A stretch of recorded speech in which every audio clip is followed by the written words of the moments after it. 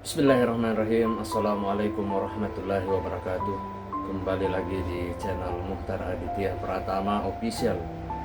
Puji dan syukur kita panjatkan kepada Allah Subhanahu wa Ta'ala yang telah memberikan beribu-ribu nikmat kepada kita semua. Tak lupa sholawat dan salam tercurahkan kepada Nabi Muhammad SAW, kepada keluarganya beserta sahabat-sahabatnya.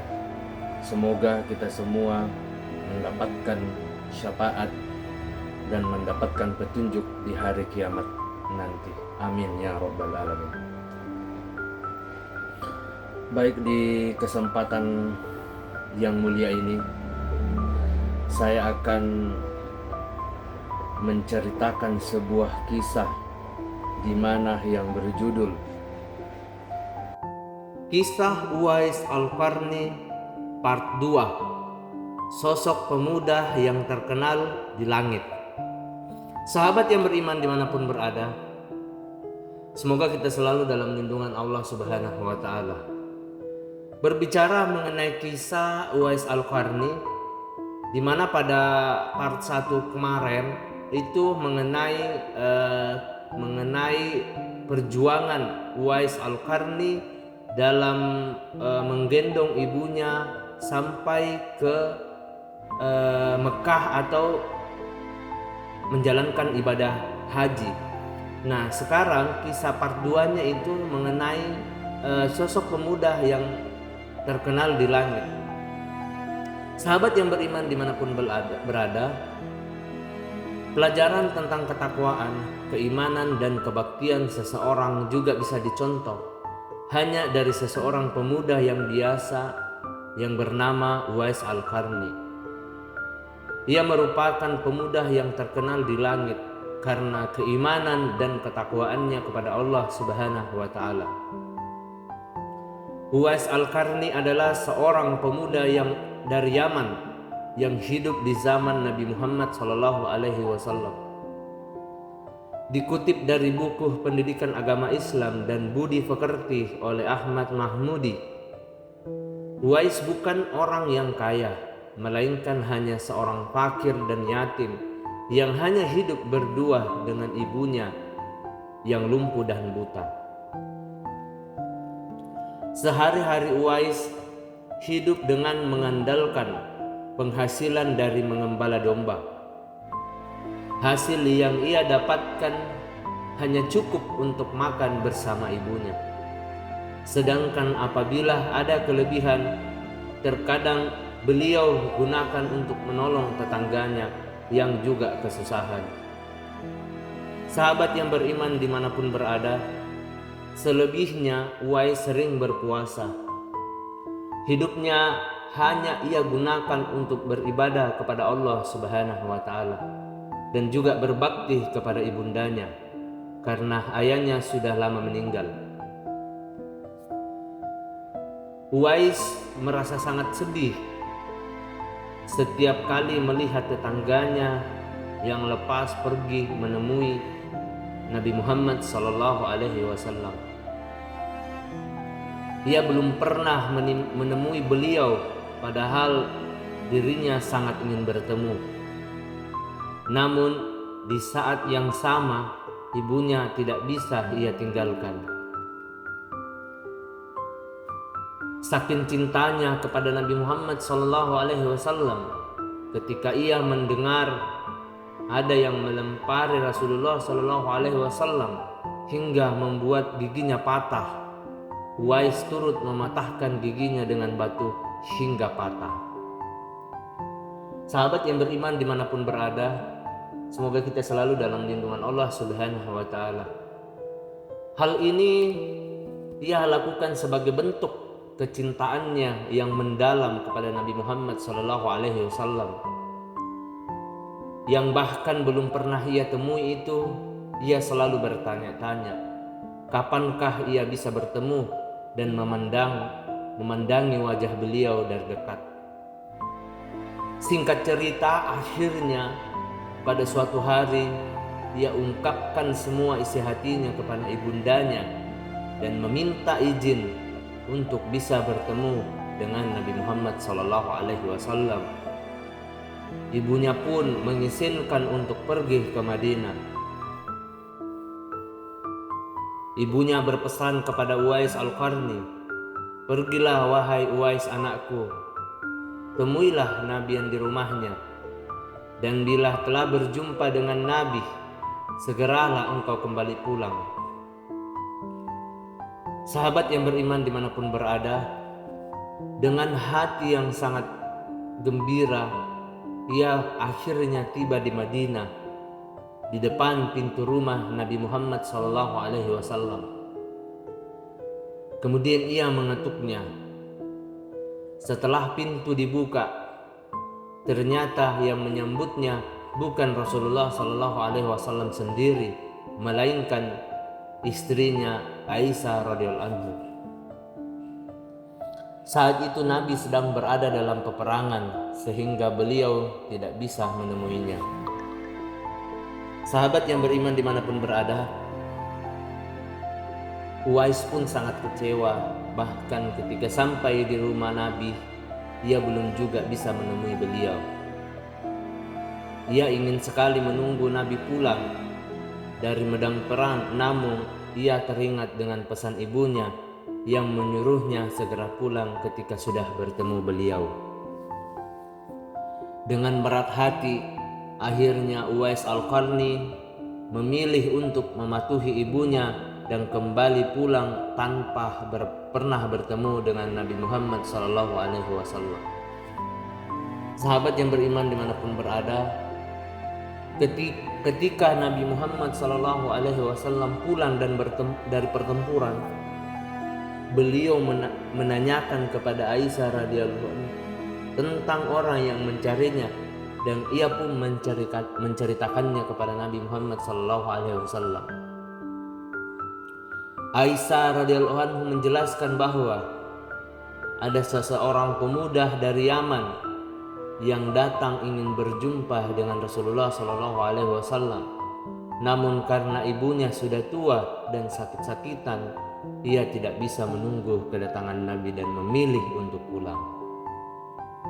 Sahabat yang beriman dimanapun berada, Nabi Muhammad SAW lalu menjelaskan bahwa pemuda itu adalah penghuni langit.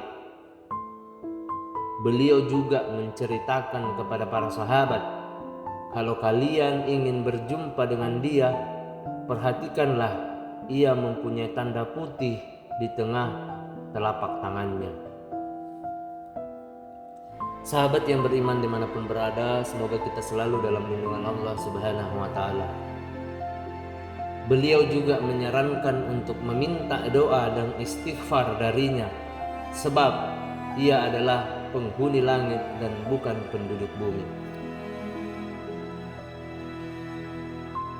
Bertahun-tahun kemudian, Khalifah Umar radhiyallahu anhu dengan sabda Nabi SAW tentang pemuda yang terkenal di langit. Sejak itu Umar radhiyallahu anhu selalu mencerita kehadirannya dalam rombongan khalifah yang datang dari Yaman. Hingga suatu saat ia benar-benar bertemu dengan pemuda tersebut. Khalifah Umar radhiyallahu anhu dan Ali radhiyallahu anhu datang ke perkemahan Uwais Al-Qarni dan datang menemuinya. Keduanya lalu membuktikan perkataan Nabi SAW tentang tanda di telapak tangan Uwais Al-Qarni, dan benar saja tanda putih itu ada padanya. Sahabat yang beriman dimanapun berada, semoga kita selalu dalam lindungan Allah Subhanahu wa Ta'ala. Umar radhiyallahu anhu dan Ali radhiyallahu anhu lalu lantas meminta Uwais untuk membacakan doa dan istighfar untuk mereka. Namun ditolak oleh Uwais Al-Qarni seraya berkata, "Sayalah yang harus meminta doa pada kalian." Lalu Umar dan Ali tetap meminta untuk didoakan. Akhirnya Uwais Al-Qarni melakukannya. Setelah itu Umar radhiyallahu anhu hendak memberikan jaminan hidup kepada Uwais Al-Qarni, namun lagi-lagi tawaran itu ditolak olehnya. Dia berkata, "Hamba mohon supaya hari ini hamba diketahui orang, untuk hari-hari selanjutnya biarlah hamba yang fakir ini tidak diketahui orang-orang lagi." Sahabat yang beriman dimanapun berada, singkat cerita tentang Uwais Al-Qarni, sosok pemuda yang dikenal atau terkenal di langit. Pembahasan ini di mana singkat cerita kemudian wafat Uwais Al-Qarni itu beberapa tahun kemudian Uwais meninggal dunia. Anehnya teman-teman, saudara-saudariku, sahabat-sahabatku dimanapun berada, proses pemakaman dihadiri oleh ribuan orang yang berebut untuk merawat jenazahnya. Masya Allah. Penduduk kota Yaman yang tercengang, orang-orang yang mendatangi pemakaman Uwais Al-Qarni bukanlah orang yang mereka kenal. Padahal semasa hidupnya ia adalah seorang yang sangat miskin dan tidak memiliki apa-apa.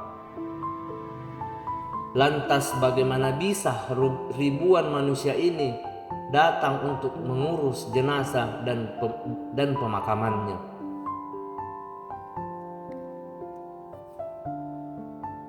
Sahabat yang beriman dimanapun berada, berita tentang keanehan pemakaman Uwais Al-Qarni ini menyebar dengan luas, dan akhirnya penduduk Yaman tahu bahwa Uwais Al-Qarni ternyata bukanlah penduduk bumi.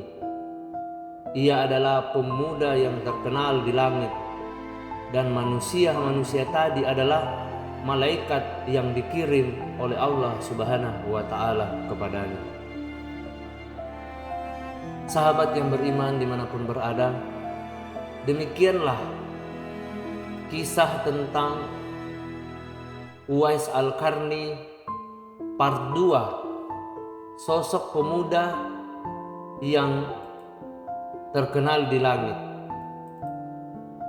Semoga apa yang saya sampaikan pada kesempatan atau pada kisah part 2 tentang Uwais Al-Qarni ini bisa kita ambil hikmahnya, bisa kita petik manfaat yang ada di dalam sebuah cerita ataupun sebuah kisah di video ini. Saya pribadi memohon maaf apabila ada salah kata ataupun ucapan dalam video kebaikan ini. Saudara-saudariku yang beriman dimanapun berada, perlu kita ketahui bersama bahwa kebaikan datang dari Allah Subhanahu wa Ta'ala dan kesalahan datang dari saya pribadi selaku manusia biasa yang tidak pernah luput akan kesalahan. Akhir kata, saudara-saudariku dimanapun berada, sebelum saya mengakhiri video singkat ini, saya meminta untuk saudara-saudariku membantu mengklik subscribe, like, dan share, serta lonceng notifikasinya. Semoga bernilai ibadah dan dibalas kebaikan oleh Allah Subhanahu wa Ta'ala. Akhir kata, subhanakallahumma wa bihamdika, asyhadu an la ilaha illa anta, astaghfiruka wa atubu ilaik. Wassalamualaikum warahmatullahi wabarakatuh.